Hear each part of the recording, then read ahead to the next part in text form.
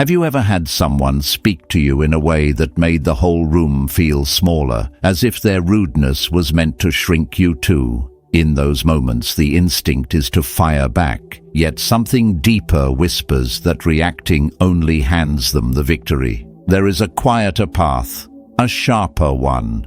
Stay with me, and we will uncover it together.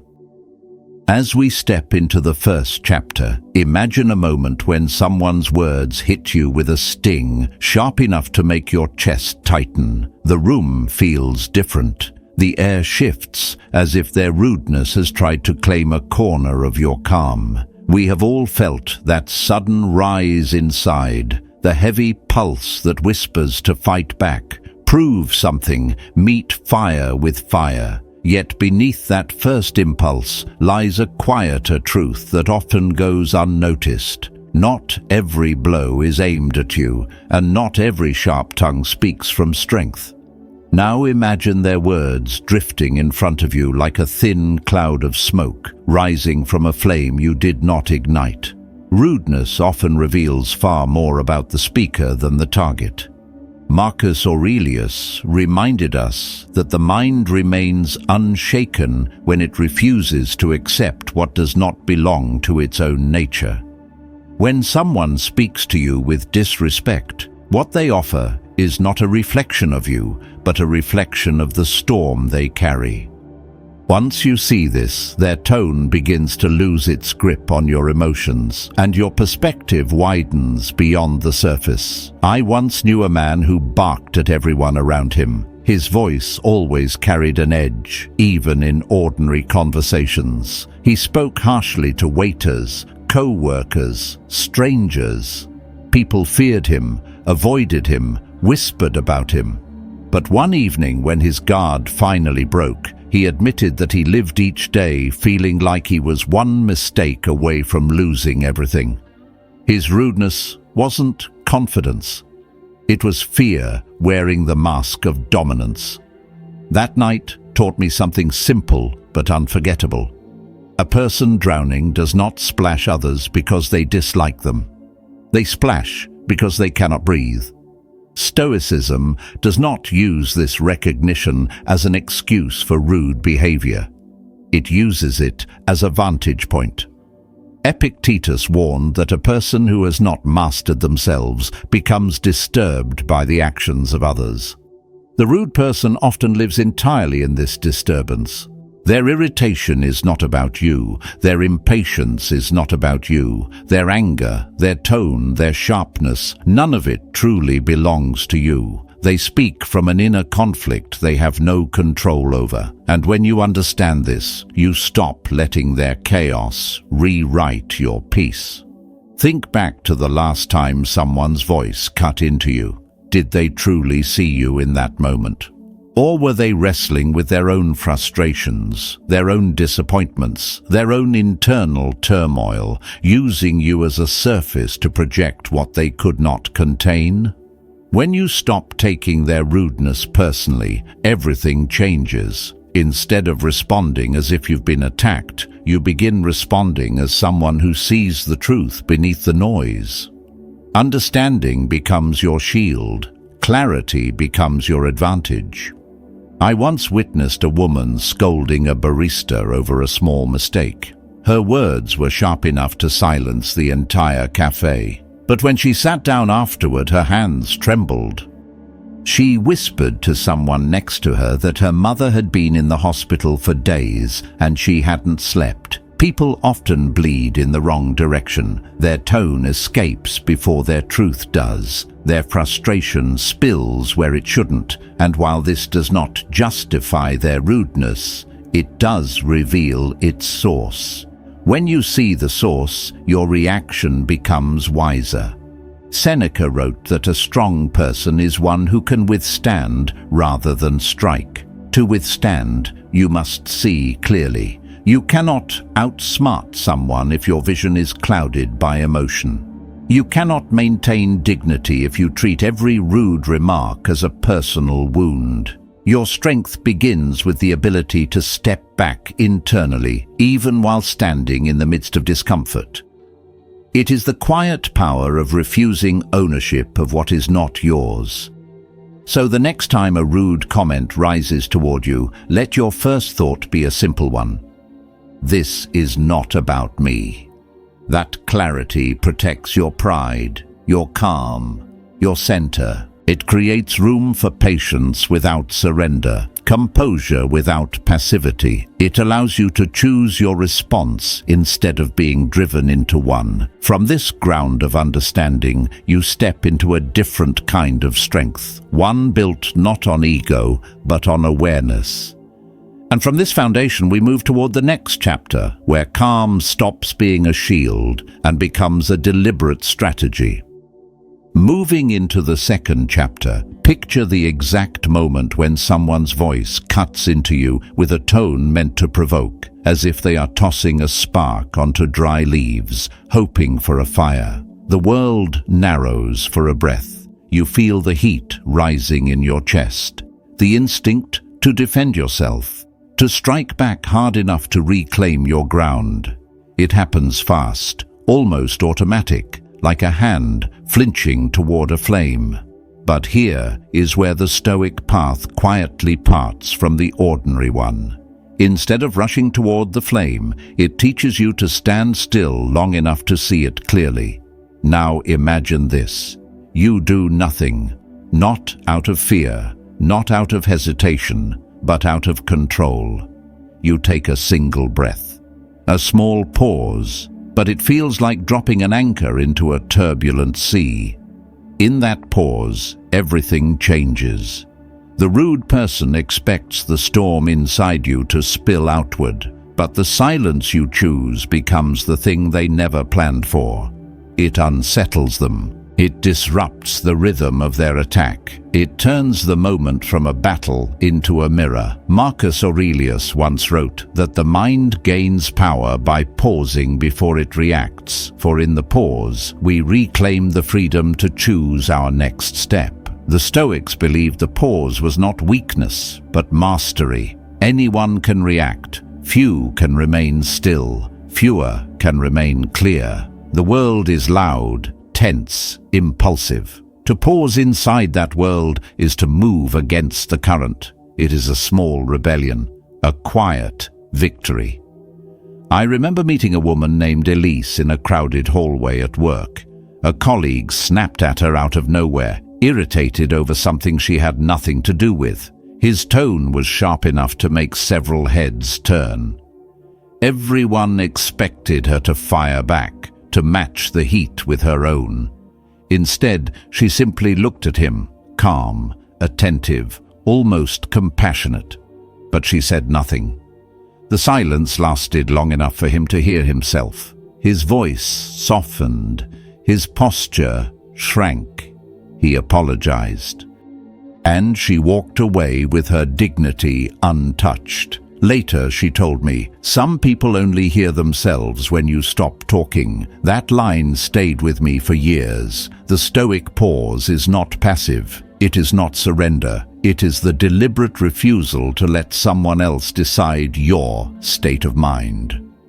Seneca wrote that anger is a form of temporary madness, and the pause is the doorway out of it. When you pause, you protect your clarity. You protect your composure. You protect your judgment. These are things a rude person cannot take from you unless you hand them over in a hurry. Think of the pause as stepping behind a glass window for a moment. You still see everything clearly, the provocation, the disrespect, the challenge, but now you are observing instead of absorbing. The insult hits the glass instead of your heart, and in that small distance, you have space to think. You have space to choose. You have space to rise. I once watched a young man in a cafe being confronted by someone twice his size who accused him of cutting the line. The room tensed. The man everyone expected to fold did something unexpected. He stayed silent and simply held the other person's gaze with steady calm. The aggressor's rage burned quickly through its own fuel. Within seconds, his voice dropped. His arms loosened. He mumbled something and stepped aside. The young man later said, "If I had opened my mouth in that moment, I would have given him the reaction he came for. He had given nothing, and in giving nothing, he kept everything." The pause reminds you that not every battle deserves your presence. Not every insult deserves your voice. Not every rude person deserves access to your peace. The pause creates a space that others cannot enter unless you invite them. It is the boundary that needs no words. It is the shield that makes no sound. But here is the deeper truth. Mastering the pause is not about impressing others or winning the moment. It is about mastering yourself. The world respects the person who can stay calm under fire because calmness signals inner authority. You cannot fake it. You cannot borrow it. You can only build it from within. So the next time someone throws their chaos in your direction, let the pause rise in you like a quiet tide. Let it steady your breath. Let it clear your vision. Let it speak louder than your voice ever could. Because in the pause, you return to yourself. And that power leads us into the next chapter, where boundaries spoken calmly can reshape the entire conversation. Advancing to the third chapter, imagine walking through a doorway where the air suddenly shifts, not because someone raised their voice, but because they crossed an invisible line inside you. It is subtle, a comment too sharp, a tone too casual with your dignity, a presence that moves a little too close to your peace. In moments like these, the instinct is often to shrink, smooth things over, or over-explain why you deserve better. But this is exactly where the Stoic path takes a quiet, decisive turn. Now picture this. Instead of explaining yourself or softening your voice, you simply hold your ground. No anger, no long justification. Just a clear boundary spoken calmly, like a door gently closing before a storm. Have you ever noticed how powerful a calm no becomes when spoken by someone who knows their worth? It stops people. It reorganizes the room. It shows that respect is not something you beg for, but something you enforce by the way you move. Marcus Aurelius once said that the soul becomes dyed with the color of its thoughts. Boundaries are the color of self-respect. When you draw a line with composure, without apology, you reveal the discipline of someone who guards their inner life the way a guard protects a quiet temple. No noise, no drama, just clarity. The world misunderstands boundaries. Some think they are walls, others think they are acts of defiance. But in Stoic practice, boundaries are expressions of virtue, of self-governance, of reason, of understanding what belongs to you and what does not. I once knew a man named Adrian who struggled with this for years. He carried a quiet sadness because he never learned how to say no without guilt. People took advantage of him not out of malice, but because he trained them to expect his silence. One day, after being humiliated by a co-worker who criticized him openly, he told me he felt like he had swallowed his voice for so long that he no longer recognized its shape. I asked him what he truly wished he had said. He paused and whispered, "I wish I had simply told him that I don't engage with disrespect." It was calm, firm, true, and it would have changed everything. Boundaries do not require explanation. They require certainty. When a rude person crosses the line, you owe them nothing beyond clarity. Not a story, not a defense, not an apology disguised as a reason. Seneca wrote that the man who trusts his own judgment stands taller than those who shout. A boundary spoken without apology is exactly that: height, posture, presence. It reminds others that while you choose calmness, you are not powerless. You are intentional. One afternoon, I watched a young woman on a train tell a stranger who kept interrupting her reading, "I'm not available for conversation right now." She didn't smile to soften the blow. She didn't qualify it with excuses. She didn't apologize for claiming her space. She said it plainly, respectfully, and returned to her book. The stranger blinked, confused, as if the social script had been rewritten in front of him. Her boundary didn't provoke conflict, it dissolved it. That is the quiet elegance of Stoic boundaries. They break the momentum of disrespect without creating new battles. Boundaries also expose truth. When a respectful person meets your boundary, they adjust. When a disrespectful person meets your boundary, they react. Their reaction tells you everything. Epictetus taught that we cannot control others, but we can control what we permit into our lives. Your boundary is not for them, it is for you. It reminds you of the standard you live by. It reminds you what you will not carry. It reminds you of the inner ground you refuse to surrender. But here is the deeper lesson. Boundaries must be spoken from calm, not anger. Anger weakens the boundary because it shows the other person they have already entered your inner world. Calmness reinforces it because it shows them they are standing outside of it. When you say, "I won't continue this conversation in this tone," you are not fighting, they are fighting the silence of their own reflection. When you say, "This doesn't work for me," you're not attacking. They are meeting the steadiness that their rudeness cannot bend. The moment you stop over-explaining, the moment you stop justifying, the moment you stop shrinking to make others comfortable, you shift into a different kind of strength. A strength that does not need volume, a strength that does not need dominance, a strength that stands without trembling. This is the strength of a Stoic boundary. So as we close this chapter, remember this. You rise every time you choose clarity over approval.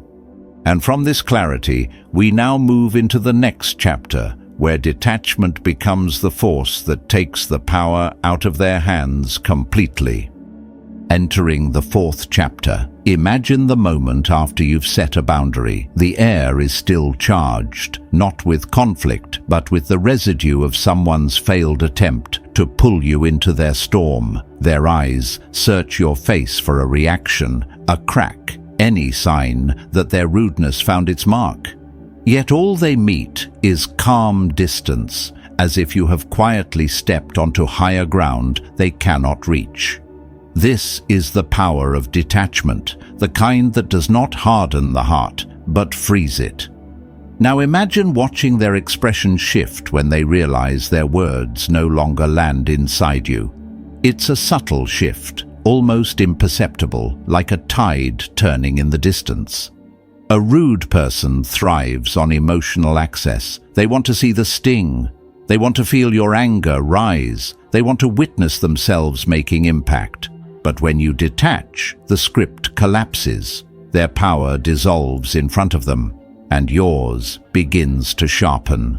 Marcus Aurelius wrote that we suffer more from our imagination than from reality. Rudeness often works only because we imagine it as an attack on our worth, instead of seeing it as noise that comes from outside our nature. Detachment is the ability to stand beside your emotions, instead of inside them, to see without absorbing, to witness without reacting. It is not coldness, it is clarity.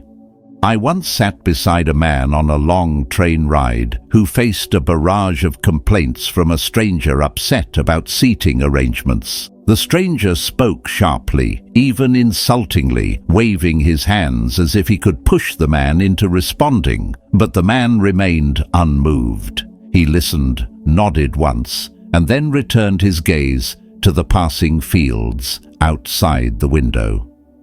Not out of disrespect, but because he refused to surrender his inner stillness. The stranger grew louder at first, then quieter, then finally fell silent altogether. His power had evaporated. Later, the calm man said, "If I let every stranger choose my mood, I'd lose myself 100 times a day." That line stayed with me. Detachment is self-possession. In Stoic practice, detachment isn't escape, it's mastery. Seneca taught that the person who keeps their mind steady cannot be harmed, even by insult. When you detach, you stop granting rude people the privilege of shaping your emotional state. You stop giving them access to your peace. You stop playing a role in a story you did not choose to enter. And this is where your quiet strength becomes unmistakable. Picture detachment as stepping behind a second doorway in yourself, one that rude people cannot cross unless you invite them. From this inner room, you watch their behavior with the objectivity of someone examining a distant storm. You see the patterns. You see the insecurity beneath the sharp words. You see the impulse they cannot control, and once you see clearly, the power they held evaporates. They are no longer an opponent, merely a human being acting out their own weakness. One afternoon, I watched a young employee being scolded by a customer over a trivial misunderstanding. The customer's voice carried irritation sharpened into contempt. The employee remained steady, speaking politely but without bending into apology or emotion. He responded only to the facts, not the tone. You could almost see the customer searching for a place to hook their frustration, but there was no place to hook anything. The employee had detached completely. The customer's anger fizzled. What struck me most was not the silence afterward, but the quiet dignity the young man carried as he walked away. Detachment had preserved his self-respect. Epictetus warned that we must guard our mind the way a shepherd guards a field, ensuring no unwanted forces enter. Detachment is that guard. It reminds you that your emotional world is sacred territory. Not everyone deserves entry. Not everyone has earned the right to influence you, and rude people least of all. But here is the deeper truth. Detachment is not withdrawal from the world. It is engagement with the world from a higher state. When you detach, you see the rude person for what they are, temporary noise, not lasting truth. You stop feeding their need for drama. You stop validating their attempts at control, and in doing so, you reclaim every part of yourself they tried to reach. Detachment also reveals something unexpected. The rude person becomes confused. Their aggression loses direction. Their confidence cracks. They are forced to face themselves. Your lack of reaction becomes a mirror they cannot look away from. The Stoics understood this well. When you refuse to react, you force others to confront their own behavior without distraction. In this sense, detachment isn't just protection, it is transformation. So let this be your reminder. The moment you stop giving rude people emotional access is the moment you take away their power entirely. Detachment is not indifference, it is strength. And from this strength, we move into the next chapter, where your calm response becomes the very thing that reshapes the interaction itself. At this stage, imagine stepping into a moment where the tension that once tried to reach you now dissolves on its own. Their rude comments, their sharp tone, their attempt to corner you emotionally, all of it has already failed to provoke you. You stand there steady, not cold, but centered, and the room feels like it is holding its breath, waiting to see what you will say. Your detachment has stripped away their power. Now comes the part where your composure quietly turns the entire situation in your favor. Now, imagine looking at them, not with anger, not with wounded pride, but with a calm clarity that feels almost disarming. It is the kind of look that says, without words, I see exactly what you're doing. There is something powerful about meeting disrespect without raising your voice. Something even more powerful about answering it without lowering yourself. Have you ever noticed how a calm response can land harder than any insult? How silence can make a rude person hear the weight of their own words? This is the moment when composure becomes a mirror. Marcus Aurelius wrote that the best revenge is to be unlike the one who harmed you. And here, in this quiet confrontation, that wisdom becomes practical. You do not match their hostility. You do not descend to their level. Instead, you speak with clarity, brevity, and firmness, each word chosen like a step on solid ground. You say just enough to reveal their behavior without shaming them. You speak in a way that forces them to hear themselves, perhaps for the first time. I once watched a man in a crowded office meeting get dismissed harshly by a colleague who thought volume equaled authority. Instead of snapping back, he paused, waited for the room to cool, and then simply said, "I'll respond when we're speaking respectfully." His tone was steady, his posture relaxed. No anger, no edge. The entire room shifted. The rude colleague went from towering to shrinking in seconds, not because he had been defeated, but because he had been exposed. When the meeting ended, several people told me they had never seen confidence expressed so quietly. Composure does not humiliate others. It reveals them. It shows who is ruled by impulse and who is guided by principle. Seneca wrote that a person who controls their anger holds more strength than one who conquers cities. In the modern world, this strength often shows up in the places no one expects, in a conversation, in an argument, in a moment where most people would crack. When you remain calm, people notice, even the rude ones. And here's where the deeper truth unfolds. Your calm response is not for them. It is for you. It protects your dignity. It preserves your inner balance. It keeps your self-respect intact. When you speak calmly, you are not trying to win the moment. You are practicing mastery. You are choosing the version of yourself you want to live with. You are proving to yourself that your emotions answer to you, not to someone else's disrespect. But composure is not silence alone. It is purposeful speech. It is the art of saying little while meaning much. Sometimes, the right response is a simple acknowledgement of limits. This tone doesn't work for me. Sometimes, it is a curious question that exposes the other person's behavior. Is there a reason you're speaking this way? Sometimes, it is a calm redirection. If you want an answer, ask me respectfully. These lines do not attack, they illuminate. They return ownership of the rudeness to its source. I once saw a woman approached by someone trying to belittle her in front of a group. The man used sarcasm and a mocking laugh, certain she would snap. She didn't.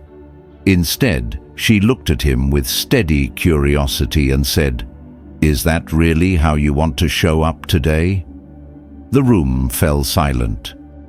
The man blinked, caught in a moment he hadn't prepared for. Her composure became a spotlight. He saw himself, in real time, behaving like a smaller version of who he believed himself to be. Composure is not passive. It is influence. It reshapes the dynamics without confrontation. It makes others question themselves without you having to push. It teaches people how to treat you simply by the standard you hold. It's quiet, but it is not weak. It's gentle, but it is not soft. It's calm, but it is not passive. It is intention held steady. So when someone tries to provoke you, let your response be the thing that reminds them of their own dignity. Let your words be measured. Let your tone be level. Let your presence speak louder than your voice. Because in that moment, you are not just responding to rudeness, you're defining who you are in the presence of it. And as we step away from this chapter, we walk toward the final truth. Sometimes the strongest move is not to speak at all, but to walk away with your peace untouchable. Entering the final chapter, imagine a moment where everything in you has already done the work. You understood the rudeness for what it was. You paused when they tried to provoke you. You set your boundary without explaining yourself. You detached from their chaos. You responded with composure that made them see their own reflection. And now, after all of that, there is a certain silence inside you. A silence that tells you the moment has arrived to choose something even stronger than calm. To walk away. From here, picture the person standing in front of you. They haven't changed. Their tone is still sharp. Their ego still hungry. Their need for control still clawing for any reaction it can steal from you. And yet, nothing in you moves. You feel your dignity settling over you like a cloak, heavy, protective, unmistakable. And with that weight comes clarity. Your presence is too valuable to waste in arenas built on disrespect. Now imagine this. Instead of arguing, instead of staying in the friction, instead of trying to teach a lesson to someone who does not want to learn, you simply rise, whether physically or emotionally, and step out. No anger, no dramatic exit, no lingering resentment, just a quiet departure, like a door closing without sound. Marcus Aurelius once wrote that the best way to defeat an unworthy opponent is not to be drawn into their ways. Walking away is exactly that, a refusal to live by someone else's smallness. There is a story I once heard about a craftsman in a small village. A customer came into his shop, speaking harshly, insulting his work, trying to provoke him in front of others. The craftsman listened for a moment, placed his tools down gently, and said, "I honor my craft too much to discuss it in this tone." Then he stepped outside and began sweeping the front of his shop.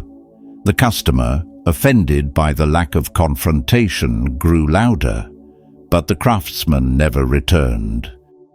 Eventually the customer left, embarrassed by the theater he created alone. When someone later asked the craftsman how he remained so calm, he replied, "Some rooms dim your spirit the longer you stay. The wise leave early." Those words feel like something Epictetus himself could have said. Walking away is often misunderstood. People think it's defeat, or surrender, or weakness. But the Stoics saw it differently. Seneca wrote that it is better to retreat into yourself than to fight battles that stain the soul. Walking away is choosing the integrity of your inner world over the disorder of someone else's. It is choosing the long game over the moment. It is choosing peace over noise. And it is choosing your growth over their chaos. At this stage, consider a different image, a candle placed next to an open window on a windy night. The flame flickers wildly whenever the gusts hit it. If you want the candle to shine steadily, you don't yell at the wind. You move the candle. Rude people are wind. Your peace is the flame. Walking away is simply relocating yourself to a place where your flame can burn brighter. Let me tell you about Maya, a friend who worked under a manager known for his condescending tone. He belittled everyone around him, thinking his authority gave him the right to speak without restraint. Maya tried everything, remaining calm, setting boundaries, redirecting conversations. But the disrespect persisted. One day, after yet another dismissive comment in a meeting, she closed her notebook, stood up quietly and said, "My time is worth more than this tone." She left the room. The silence was stunning. Even the manager froze. She didn't return to that meeting. She didn't return to that job either. Months later, she told me it was the best decision she ever made. "I didn't lose anything," she said. "I reclaimed myself." Walking away is not always physical. Sometimes it is internal. You stop granting them emotional rent. You stop replaying their words in your mind. You stop letting their behavior carry weight. You choose indifference, not out of apathy, but out of wisdom. The Stoics called this apatheia, the freedom from disturbance, not emotional coldness, but inner sovereignty. When you achieve this, the person who once provoked you loses shape. They lose importance, they lose influence, and eventually they lose access. But here is where the real transformation happens. Walking away changes the entire trajectory of your life. Because the energy you once spent tolerating disrespect becomes energy you pour into your craft, your goals, your relationships, your discipline. You stop fighting battles that don't matter and you begin building things that do. Walking away is not about leaving someone behind. It is about moving yourself forward. There is a sharp truth many never accept. Some people benefit from your reaction. Some benefit from your attention. Some benefit from your presence. When you walk away, you remove all three. That is why your silence feels so powerful. That is why your absence feels so heavy. And that is why walking away is often the move that ends the conflict without a single word spoken. At the heart of Stoic philosophy lies a principle both simple and profound. You are responsible for your actions, not theirs. You are responsible for your peace, not their chaos. You are responsible for your direction, not their attempts to pull you off course. Walking away honors that truth completely. So as we close this final chapter, let this remain with you. Dignity is not proven through confrontation. It is proven through direction. Do not stay where your presence is disrespected. Do not remain where your worth is questioned. And do not offer your wisdom to those who speak only to diminish it. Walk away with your calm intact. Walk away with your clarity whole. Walk away knowing that the strongest move is often the quietest one. And from here, you do not just outsmart rude people, you outgrow them. When you choose not to sink to the level of rudeness, you are doing more than avoiding conflict. You are choosing the kind of person you want to be. Every moment of clarity, every calm pause, every boundary spoken with steadiness, every breath taken before responding, all of it becomes part of a quiet strength that begins to shape your life from the inside out. You are proving to yourself that your peace is not something others can steal. It is something you protect because you understand its value. If this message finds a place in you, take a moment to let it settle. Growth often begins in the smallest decisions, the ones that happen in silence when no one is watching. If you feel ready to keep strengthening this inner foundation, you are welcome to subscribe so you can stay connected to the lessons ahead at your own pace. Before you leave, share a simple comment with the words "Stay above" to hold the message in your mind. Keep choosing the path that lifts you. Keep protecting the voice inside you that knows your worth. Your calm is not weakness. Your dignity is not negotiable. In the next video, we will continue exploring how to move through the world with a steady mind and a presence that speaks for itself. I look forward to meeting you there.